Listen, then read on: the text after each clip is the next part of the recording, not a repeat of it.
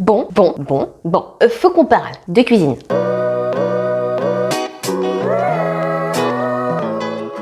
Il y a quelques temps, je vous ai demandé sur Instagram si ça vous intéressait que je fasse des vidéos sur les bases en cuisine afin d'être autonome par la suite. Et vous avez été pas mal à répondre par la positive. Et donc du coup, forcément, on y est. Parmi toutes les recettes de base que je pouvais vous proposer, j'en ai choisi une qui n'est pas la plus facile parce que c'est celle qui est un peu persona non grata pendant une perte de poids, c'est la recette de la pâte à tarte. Plus particulièrement la recette de la pâte brisée et ses dérives, minceur, healthy, c'est vous qui décidez comment vous voulez l'appeler et comment vous voulez la cuisiner. Je sais que certaines personnes oublient un peu la tarte et la quiche pendant une perte de poids parce que la pâte, principalement, est une source de pas mal de calories, de teneur énergétique, c'est vous qui voyez comment vous voulez voir les choses également.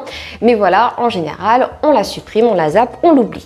Je suis pas d'accord. Non. Parce qu'à partir du moment où tu connais les bases de la cuisine, tu peux faire tout ce que tu veux. Y compris des quiches et des tartes pour perdre du poids. Enfin, pas pour perdre du poids, mais au moins dans une perte de poids sans problème. Tant que tu sais équilibrer ta recette ou ton menu, tout va bien. Mais d'abord, on va commencer par parler des vrais ingrédients de la pâte brisée pour pouvoir ensuite savoir quoi remplacer aux grandes dames des puristes de la pâtisserie. Déjà, saviez-vous que les pâtes étaient classées par plusieurs grands groupes, des familles? Non? Si oui, tu vas devoir l'écouter quand même, et sinon, voilà. D'abord, nous avons les pâtes montées, les génoises, les biscuits, les pâtes à frire. Les levées, brioche, savarin, kouglof. Les poussées, les cakes, les 4 quarts et les marbrés. Les sèches, brisées, sablées, sucrées, même si on les appelle aussi les pâtes à foncer, et ça, bon, c'est encore un autre problème. Et évidemment, dedans, les feuilletées.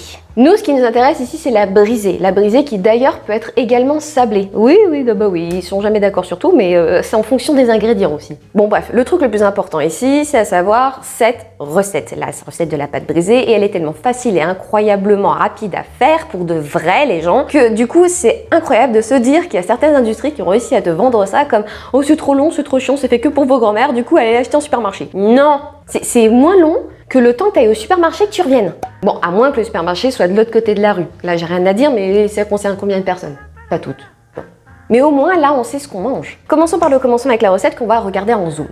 Pour cette recette, on va avoir besoin de 250 g de farine T55, une pincée de sel, 2,5 g de sucre semoule, 5 centilitres d'eau, un jaune d'œuf, 125 g de beurre. On commence par tamiser la farine sur notre plan de travail. Vous pouvez parfaitement le faire avec un robot ou bien alors dans un saladier, mais moi j'avoue que je préfère travailler la pâte à la main directement sur la table. On rajoute le sel, le sucre, l'eau et le jaune d'œuf. On mélange un peu au centre. Ensuite, on rajoute nos morceaux de beurre qui ont été un peu assouplis. On ramène la farine sur les éléments liquides. On écrase un petit peu du bout des doigts. Ensuite, on écrase franchement les éléments pour en faire une pâte.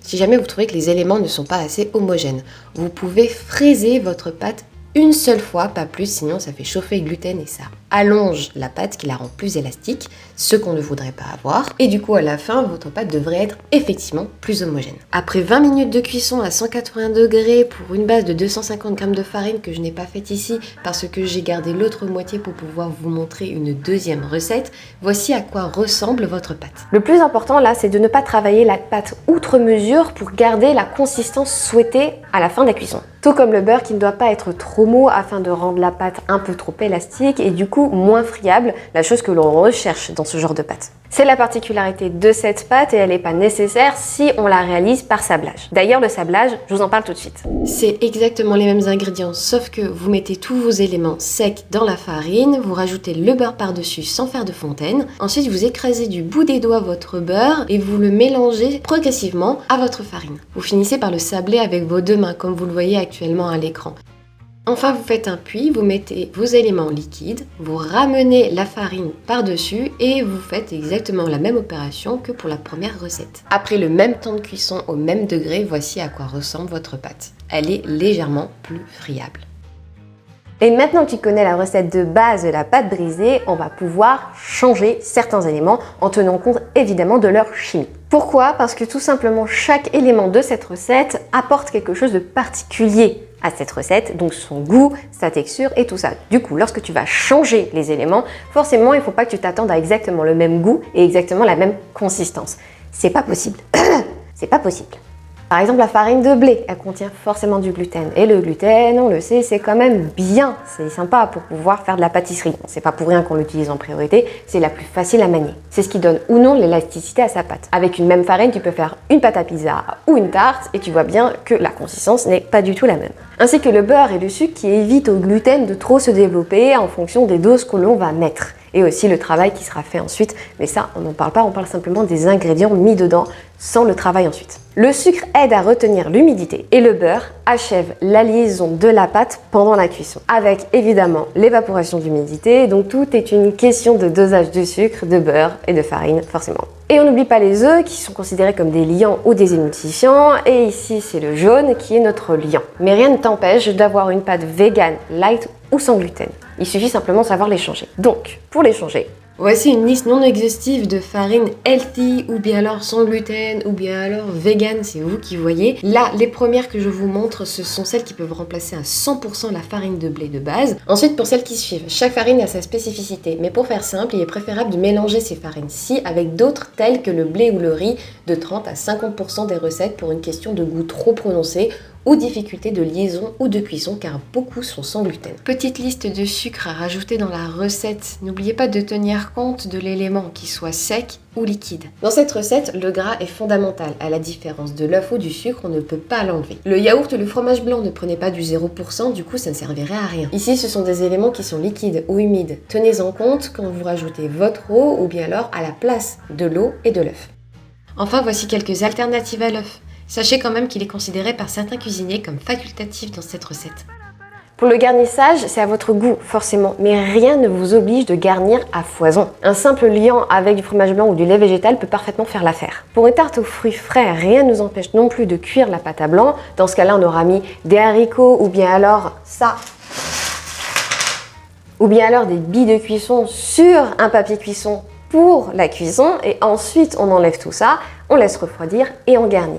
Afin que la pâte ne soit pas trop humidifiée par ces fruits, tu fais simplement une petite couche de chocolat noir sur le fond de ta pâte, tu attends que ça refroidisse et tu mets ce que tu veux par-dessus, genre des pommes ou des poires, c'est excellent, avec de la cannelle comme ça dessus. D'ailleurs, rien ne vous oblige de mettre de la pâte tout autour du plat à tarte. Vous pouvez simplement mettre au fond, comme un cheesecake. En teneur énergétique, vous y gagnez forcément. À partir de là, normalement, vous pouvez vous amuser. N'hésitez surtout pas à vous amuser quand vous êtes en cuisine, ou bien alors à prendre ce moment-là, rien que pour vous. Pour ceux qui ne savent pas très bien cuisiner, évidemment, au début, ça sera un peu la croix et la bannière. Je suis d'accord. Mais en fin de compte, lorsqu'on sait cuisiner, c'est à partir de ce moment-là où la perte de poids va être vraiment rigolote.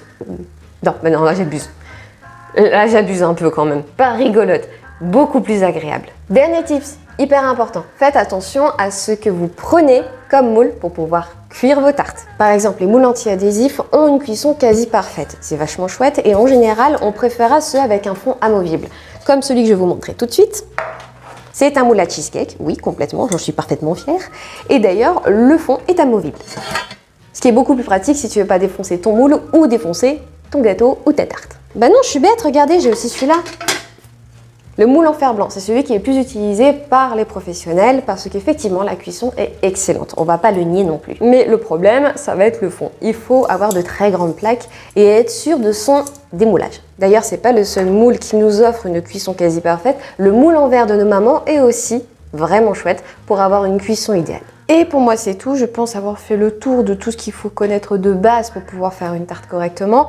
Si jamais ça vous a plu, n'hésitez pas à me le dire en commentaire pour voir si je referai d'autres vidéos là-dessus. Si jamais ça vous a pas plu, dites-le moi également, c'est toujours utile. Évidemment, n'oubliez pas le petit pouce bleu et n'oubliez pas non plus de vous abonner si jamais ça vous intéresse d'en connaître un peu plus sur la perte de poids ou sur mon expérience. Et sinon, nous on se dit à la prochaine. Maintenant, il faut que je range tout ça. Comment je sais? C'est tout simplement parce que j'ai un diplôme de cuisine. En fait, j'en ai deux maintenant. Mais ça ne m'a jamais servi à rien et j'ai pas fait mes études là-dedans. Oui, je suis un peu maso. Parce qu'à partir du moment où tu connais les bases de cuisine, tu... Maintenant, j'ai eu des TCA. Je suis pas... Avant, c'était les voitures, maintenant, c'est les avions, quoi. Je préfère les voitures.